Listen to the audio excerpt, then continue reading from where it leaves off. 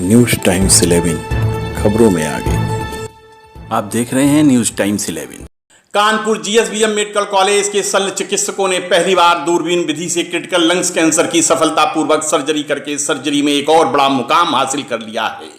उत्तर प्रदेश के राजकीय मेडिकल कॉलेजों में दूरबीन विधि से लंग्स कैंसर का यह पहला ऑपरेशन है जिसे जीएसवीएम शल्य चिकित्सकों की टीम ने सफलतापूर्वक पूरा किया है।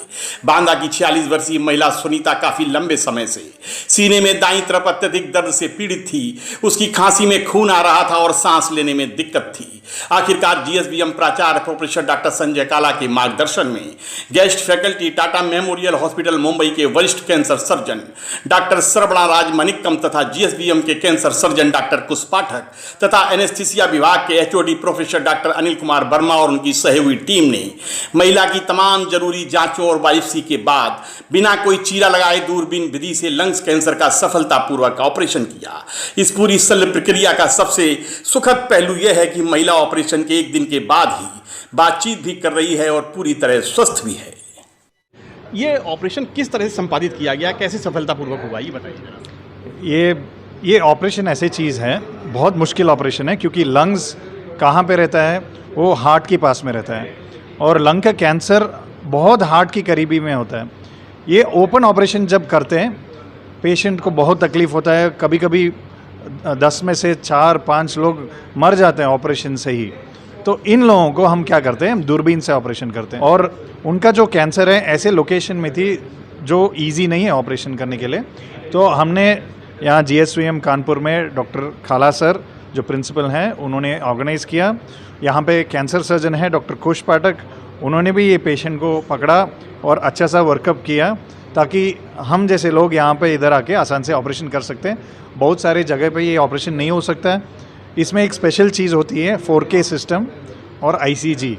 ये दूरबीन जो चीज़ है ना, पहले बार यूपी में यहाँ पे कानपुर में हुआ है और इसलिए मैं मान लिया ये ऑपरेशन यहाँ पे करेंगे, वरना नॉर्मली ये ऑपरेशन यहाँ होता नहीं है और शायद इस प्रदेश में ऐसे तरीके के ऑपरेशन ये पहली बार हो रहा है। डॉक्टर साहब, ये जो पिक्चर मैं देख रहा हूँ सामने एक स्क्रीन ऑन स्क्रीन दिखाई दे रहा है, इसके बारे में थोड़ा सा बताइए कि किस तरह से ये तस्वीर किस तरह क्या तस्वीर दिखाई दे रही है। अच्छा, ये स्क्रीन जो आपको नज़र आ रहा है ये अभी छोटा लग रहा है मगर ये स्क्रीन ही इस इमेज से 4 गुना बड़ा है। सो ऐसे लगता है आप अंदर शरीर के अंदर ही बैठे हैं।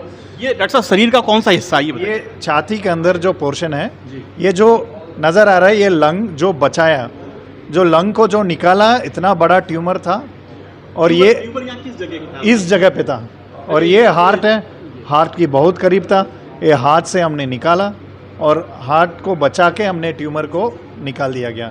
और जो बचा है हरे हरे जो दिख रहा है ये वो स्पेशल डाई है जो केवल यहाँ कानपुर में अवेलेबल है, जिससे हमें पता चलता है ऑपरेशन के बाद पेशेंट का जो बाकी लंग है वो ज़िंदा है, वो काम करेगा कि नहीं करेगा। डॉक्टर साहब, सबसे पहले हम ये जानना चाहते हैं कि कितनी क्रिटिकल पोजीशन थी मरीज की, एनेस्थीसिया कैसे दिया जा सकता था। एक्चुअली इस तरह के पेशेंट में एनेस्थीसिया देने में सबसे बड़ी प्रॉब्लम ये आती है कि आमतौर पे जो हम एनेस्थीसिया देते हैं उसमें हमें दोनों फेफड़ों का एक साथ इस्तेमाल करते हैं। जब हमें एक फेफड़े पे काम करना होता है तो हमें वो फेफड़ा बंद करना होता है। उस दौरान ना तो उससे ऑक्सीजन जा सकता है, ना ही उससे कार्बन डाइऑक्साइड बाहर आ सकती है। अब हमें दो फेफड़ों का काम एक ही फेफड़े से लेना है। साथ ही क्योंकि ब्लड सप्लाई जो होती है वो दोनों फेफड़ों में बराबर जाती है, जब हम एक फेफड़े को बंद करते हैं तो उसमें ब्लड का बहाव और ऑक्सीजन का डिफ्यूजन, इसमें एक मिसमैच क्रिएट होता है। तो पूरी सर्जरी के दौरान हमको ये बात का ध्यान रखना पड़ेगा कि हार्ट पे पड़ने वाला दबाव, जब हम एक लंग को दबाते हैं तो उससे हार्ट पे पड़ने वाला दबाव, साथ ही उसमें ऑक्सीजन का अंदर जाना और कार्बन डाइऑक्साइड का बाहर का आने का एक तालमेल बिठा करके चलना पड़ता है। क्योंकि इस दौरान बहुत सी बार हमको कभी कभी सर्जन से ये भी कहना पड़ता है कि 2 मिनट के लिए आप सर्जरी रोकिए क्योंकि ये तालमेल बिगड़ रहा है, जिससे हम इसको रीस्टैब्लिश कर ले जाएँ।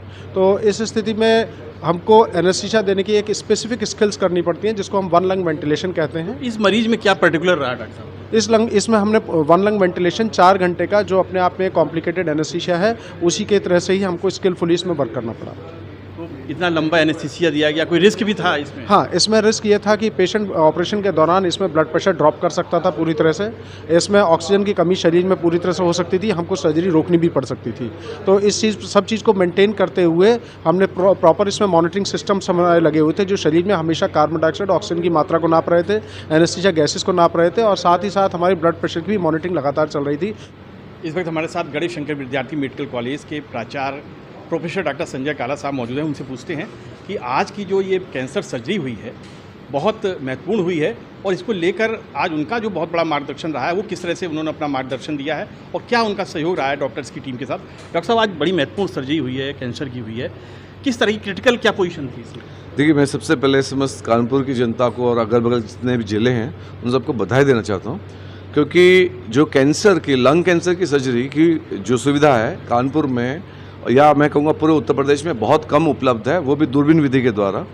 तो आज हम लोगों ने एक माइलस्टोन अचीव किया है कि हम लोगों ने कल दूरबीन विधि के द्वारा कैंसर लंग कैंसर की सर्जरी की है, जिसमें जो पेशेंट थी 55 साल की लेडी थी और अगर इसको हम ऑपरेट नहीं करते तो शो शॉर्ट इसकी डेथ हो जाती, क्योंकि ये सर्जरी जो है एक बहुत कॉस्टली सर्जरी है और दूरबीन द्वारा अमूमन पेशेंटों को हम लोग को बाहर भेजना पड़ता है, दिल्ली या कोई जो मेट्रो सिटीज़ में भेजना पड़ता है ऑपरेशन के लिए, जो ये गरीब मरीज के लिए पॉसिबल नहीं था। तो मैं सरकार को भी बधाई देना चाहता हूँ कि एक GSVM मेडिकल कॉलेज ने एक बहुत लंबी छलांग मारी है इस क्षेत्र में, क्योंकि हमारे यहाँ पे हार्ट सर्जरीज तो हो रही हैं लेकिन लंग सर्जरी नहीं हो रही थी।